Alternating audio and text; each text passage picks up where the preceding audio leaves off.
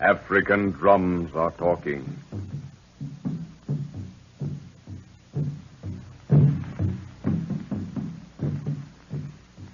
Land of contradictions, of dimpled ugliness and hideous beauty, where safety lies in attack and the lifeblood of the weak flows in the veins of the strong, where nature's eyes are prone to gleam with changing mood, where nature's voice first screams with rage, then whispers lullabies, where beckoning death is clothed in life's most gaudy hue, and all, unfelt, unseen, creeps on with silent step.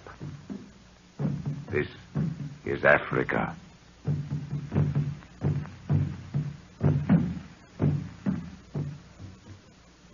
Professor Anton Edwards and his little party entered the whispering forest of death, led by Ifabi, a beautiful native girl. They're searching for a hidden treasure, supposed to have been left by ancient Roman invaders. Lorna and Ifabi were captured by a grotesque man-beast and taken to a village of prehistoric lake dwellers.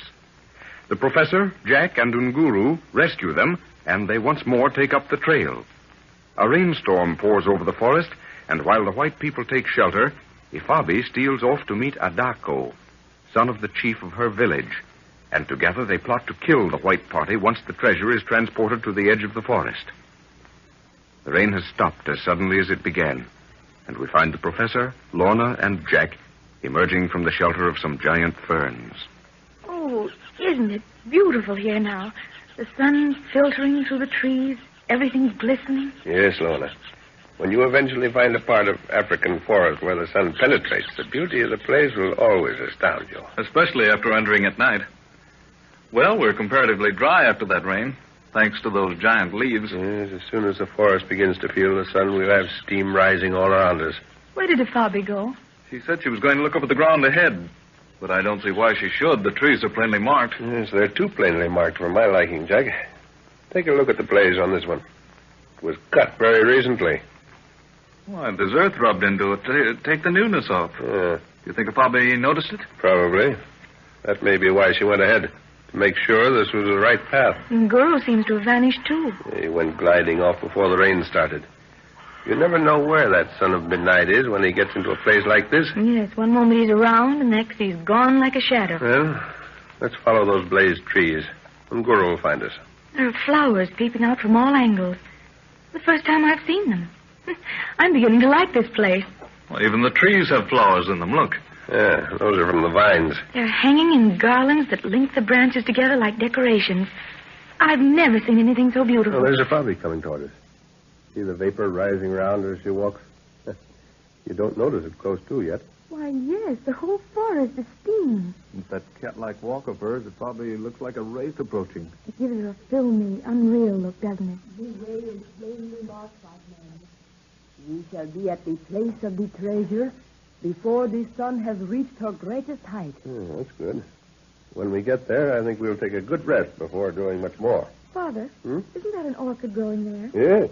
Yes, there are numbers of them around if you look closely. Is that what's giving off that heavy perfume? It must be. Oh, they're gorgeous. Look at this one. There's no use trying to pick them, Lorna. They're not as hardy as the ones we have at home. They'd die within a few minutes. Well, there seems to be more and more of them as we advance. The ground is fairly marshy here, and the rain we've just had brought them out. They're really a type of fungus. Oh, look at that beauty.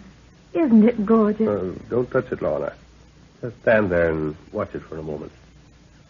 Why, it's changing colors. See it? Yes. The color seems to be rising and falling in waves. It's constantly changing. What causes that, sir? Is it the type of bloom? Yes. It's so sensitive that the merest change of air current causes it to respond in that manner. Now, if you touched it, it would probably shrivel up. I don't know much about them, but it must be a rare specimen. What are you looking for, Lorna? The stem. It doesn't seem to be attached to anything. Oh, yes, it is. See that? Do you mean that very fine tendril? Yes. Why, it's as fine as a hair. Well, that's about what it amounts to. Well, let's go on. Ifabi's waiting. Oh, this is all so lovely, Father. Yes, my dear. It always strikes me the same way when I get in these places. The odor's getting heavy. It makes you catch your breath, doesn't it? We must walk carefully, white man. Ifabi feels that a devil is looking at her. All right, Ifabi. Keep your guns ready, Jack. We mustn't leave anything to chance. Well, the place seems to have gone quiet suddenly. You notice it, sir? Yes. Even that whispering noise is gone. It does feel as if something is watching. Something hidden. As though waiting to... What's wrong, dear? Yes, so heavy. I feel sleepy. It's the hot steam rising. Besides, you haven't had any sleep for quite a while. Well, I hope you're right, sir, because I feel a bit sleepy, too. I wonder what's keeping Nguru. Maybe I better fire a couple of shots and bring him in, eh? Yes, it might be a good idea. Well, what's the matter, Jack? Don't you feel well? Lorna. Lorna, don't lie down there, child. I want... Oh, this air... Bobby, get up. Which is the way out of this grove? It is too late, white man. The devils... They have trapped us. Get him, girl, sir. I can't breathe. Jack, get hold of yourself. We've got to get out of here. We've got to get Lorna. Hey, Bobby, get up. You've got to show It us. is the sleep of death. Those orchids. Oh, Lord, what a fool. I didn't think. Jack, get on your feet.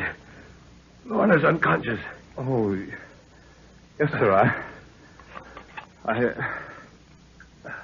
Here. Soak your neckcloth. I'll put it over your mouth. Get Lorna's and do the same. Yes. Yes. Lorna. Get her on her feet. Hey, Bobby. Come on, we've got to. Lorna, devil take 'em breath, huh? Guru, take Jack and Lorna. I'll take you, Bobby. Ondoka. Hey, Bobby. Hold on to me. It is best to sleep. Lorna. Oh, Nguru, Come. Wana himiza. Come. Dahimili misi. Dahimili Bwana. All right, Guru. I'm coming. Devil breath. Him no good. Oh.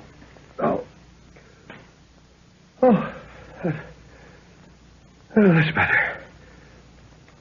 We seem to be out of the worst of it. all right, Nguru. I think I can make it now. Look after Lorna. Stop here, Guru. We seem to be out of it now, eh? Aye, Bwana. Wind him blow from devil, huh? Yes, I think so. How's Lorna, Jack? She's moving. I think she's all right, sir. It's a good thing we got out before we went in too far.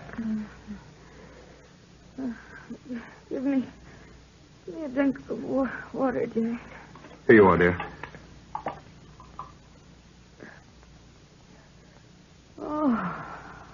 That's good. All right, Lorna? Yes, Father. What happened? Is that what they call It is the breath of sleep. The white man's medicine is very strong. Good thing Guru came when he did. We'd have been in there yet. Bwana, him trail no good. Naona. Where? Uh-huh. Why, George is right. It's just what I said, Jack. That other trail was blazed to lead us into that orchid belt. Well, was it the orchids that made us want to sleep? Yes, I'm sure it was. They poisoned the air. The wind was blowing from a spot where they grew in profusion. As soon as we got out of the line of it, we were all right. It's a good thing the wind brought it to us before we were in the heart of that place. Yes. Would have been 10 times as deadly. Take a look at this tree, Jack. And Guru's found the right trail. You see that mark? It's an old cut, all right. Look, white man. Look between the trees to the open place beyond. There lies the place of the treasure. Well, is it as close as that? It is the place of the upright stones with the writing that no man may read. Come on, people. Let's get there. I want to have a good look at those stones. Oh, I can see them, sir. They look like two small headstones out of a cemetery. If my theory is correct, that's probably what they are. And buried between these stones, a spear's length to the center, lies the box of iron. Sounds awfully thrilling, doesn't it, Jack? Certainly does. But iron would have rusted long ago. What you think is true, sir. Yes, it would. Well, maybe I'm wrong. The keepers of the treasure bind the box around with new cloth each year, white man. It has been so for many hundreds of years. Well, maybe I'll be right yet. Yes, they're gravestones, sure enough. How's your Latin, Jack? Almost as rusty as that iron box must be. Why? Well, unless I miss my guess, there are Latin inscriptions carved on those stones. Yes, by George, there are. Come on, Lorna. You were in school last. Get to work on these inscriptions, eh? Well, it's nearly all obliterated. There's only a part of a letter here and there. Well, there's enough to piece together a story, isn't there? No, I don't believe there is, Lorna. The top line must be a name. It's larger than the rest. There's an S, a T, and, well, that might have been a U in the first word. And there are 8 letters in the word at one time. Probably the same name as the one on the cup Bobby has. Septimus. Yes. He was probably buried here. Said this earth has been turned over recently, sir. Yes, but I'm wondering what we're going to dig with now. We must be quick, white men. The devils of the forest will not allow us to stay here too long. There are spades for digging hidden beneath that stone. Beneath the stone? Oh, which way does it move, Bobby? It must be lifted from the earth where it stands. Come on, Jack, let's try it. Come on, give a lift and Guru. Aye, Buana. All ready? Okay. All right, now lift. It's moving easily. Now lift it right out. That's it. I'll lay it down here. Now let's take a look. They are here, white men. By George, they are, too. Small native spades. What's that wrapped in cloth? It's stitched around. Oh, save that cloth, Jack. I'll need some for patching. Well, that's the first find, and it's a perfect one, too. A Roman short sword. This place must be full of priceless antiques. Come on, Jack, let's dig, eh? Oh, look out! Look out, Ngoro! It's a throwing spear. It was meant for you, Ngoro. It is the spear of a Daco. Look out!